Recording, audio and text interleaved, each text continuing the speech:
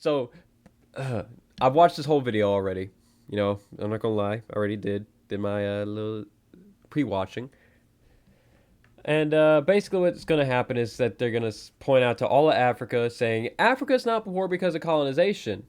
See, look at the countries that were least colonized and how they're doing now.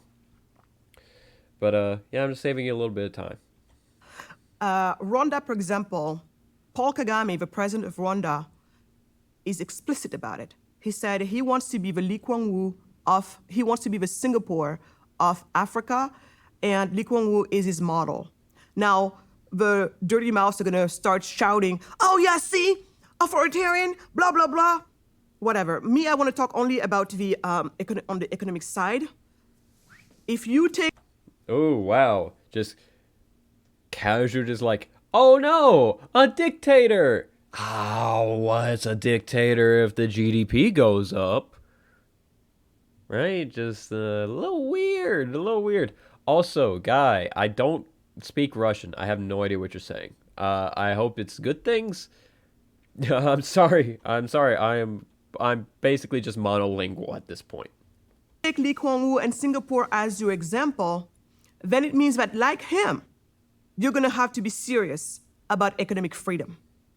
And that's exactly what he did. That's what Singapore did. When Singapore figured that out, they went on to put in the right reforms to make their environment some of the most business-friendly environments in the world, one of the most free markets environment in the world, and you saw the magic of Singapore. Today, Singapore is richer than its ex-colonizer, Great Britain. So when I hear people telling me today, oh, Africa is poor because of colonization, I'm like, please, let's move on from that. Does it have maybe a tiny percentage in where we are today? Maybe, and I don't know. But it has most of what's wrong with Africa. Singapore's not a good example of just like, hey, look at this colony just all of a sudden doing better than its colonizer. Singapore wasn't quite underneath the same boot as Africa historically. Like, don't get me wrong, Singapore like was fucked up and all of that, but it was a port city for the most part.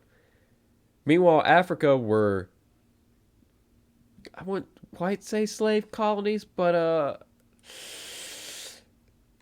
it's not exactly wrong, you know?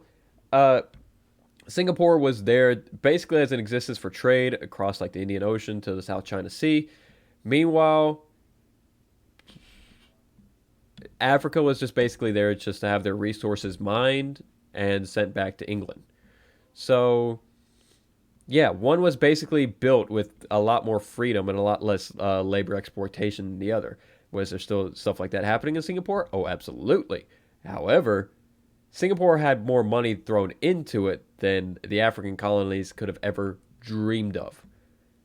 England probably spent way more on Singapore than they did on all of their African holdings. All because Singapore was just there for trade. It was there as a strategic spot in the ocean, as a way to get boats in and out and make sure stuff didn't go wrong, a way to refuel, yada yada, whatever. Meanwhile, Africa was just like, hey, give us your stuff now. We're not going to pay you for it because it's all within the same country, baby. Yeah.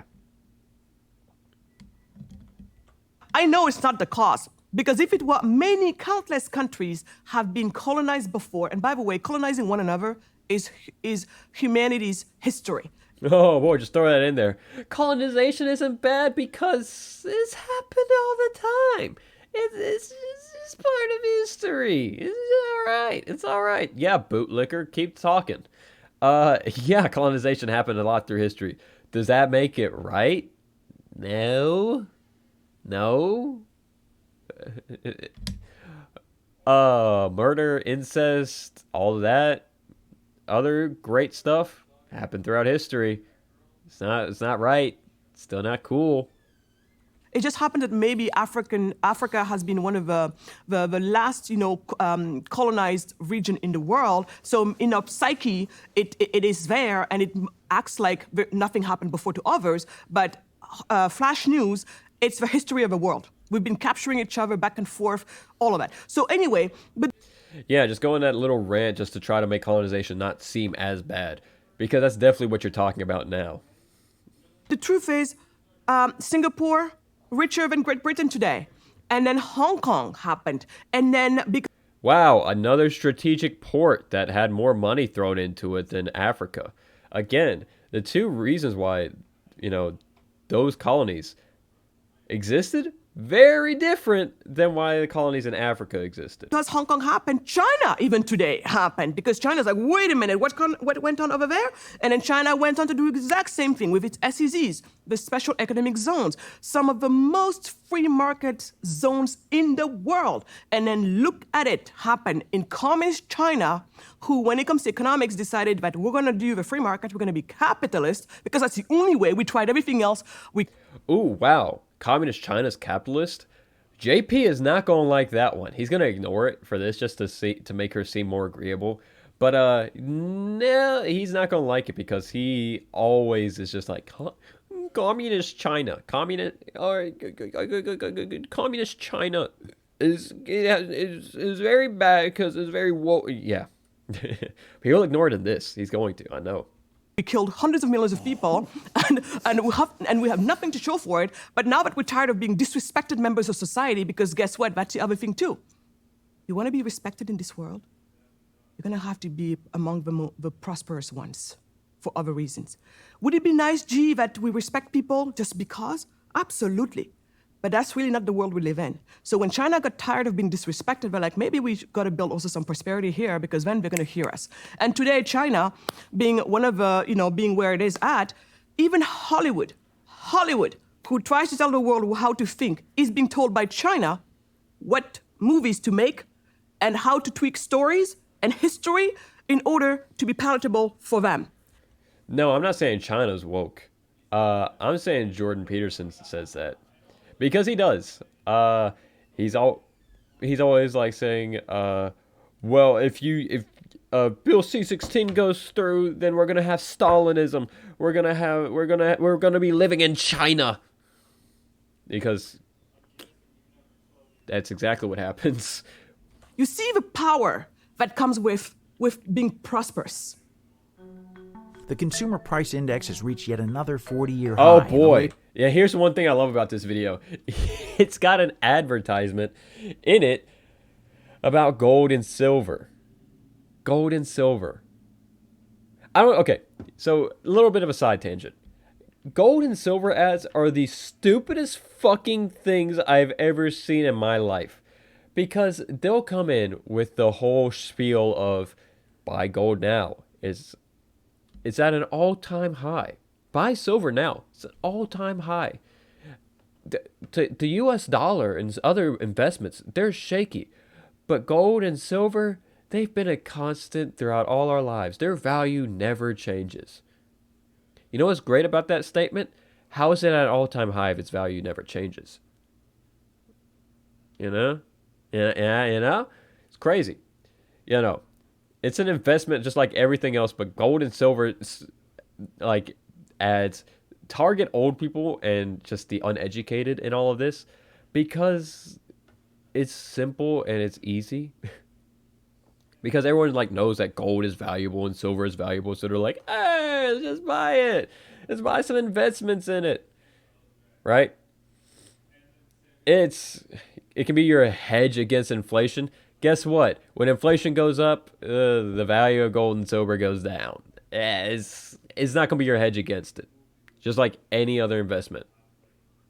It's very stupid, very silly. All right, let's just skip it because I don't want you guys to fall for it. I'm protecting you. I love you. Concretely to countries like Senegal to get the hell out of the way, let's say, of the people who would, like you, would do everything they could to try to make it better. I mean, one of the things that happened with India is India established the Indian Institute of Technology, which is a deadly engineering school, and a huge number of its graduates went to Silicon Valley, as you well know. Yep. And many of the successful Indian graduates of IIT started to dump money back into India and build a capitalist infrastructure there, or help build a capitalist infrastructure there. So this sort of thing can really take hold. If you were making recommendations to governments who wanted to... I wouldn't say that's exactly capitalism. The government funds a school. The graduates from the school do very well and move abroad, and then begin to pump money back into the country? Is that capitalism? Is that free market? Is that how free markets work? It almost sounds like a government institute led to the prosperity of several people. Doesn't exactly sound like capitalism, does it? Not really. No, it doesn't. So, interesting argument there. To get on board and stop being like Chad, Haiti, Central African Republic, Congo, South Sudan, Libya, Yemen, and Venezuela, etc. What concrete steps should they take from the bottom up to get the hell out of the way? Exactly. So two things we've been doing, because I'm a practitioner, as that's my entrepreneurial journey. I'm an entrepreneur, so I practice what I preach. But I also preach. I preach for free markets. And so when it comes to that, I'm one of the hats that I wear is as the director for the African Center for Prosperity of the Atlas Network, the largest organization. That's not answering his question, please. I don't have that much time to go through this. In the world of free market think tanks around the world. And so what we do there is we work on reforms around the world to take down barriers of entry for local entrepreneurs. So that's one thing. But as we all know, that's a great initiative to take, and we've been making some really good advances in many countries, especially in Ghana. We've been making a lot of progress with our partners there, Imani. But that is piecemeal legislation. It takes forever. It is hard as heck. And by the time you made a gain here, you made 20 losses over there, and it's a continuous problem. But until we get better, we got to continue at it. So that's one thing we've been doing. And so that's a hat I wear, working with free market think tanks to try to make it easier for local entrepreneurs to join in the party. Additionally, I'm going bold, I'm going radical. For the past few years, we've been advocating an idea for Africa that found some of its roots in Latin America. And again, I'm related to the people who are involved in this. My husband being one of the key figures in this movement, a movement called the Charter Cities. Paul Romer calls it like that. He's a Nobel laureate. About it, Jordan, and it goes back to what you were talking about earlier when you use the word operating software. Most of the poor, most of the low-income nations, so meaning back in the days, the way we used to call it is poor nations, they have regulations for poverty. They're basically regulated for poverty, meaning the laws, the set of law, poverty. It only calls poverty. Fair. And so what some of these folks have thought about, looking at the Dubai example, Dubai just recently entered the top 10 of international financial centers of the world. And what Dubai did at some point is think about it. Oh, wow. Dubai.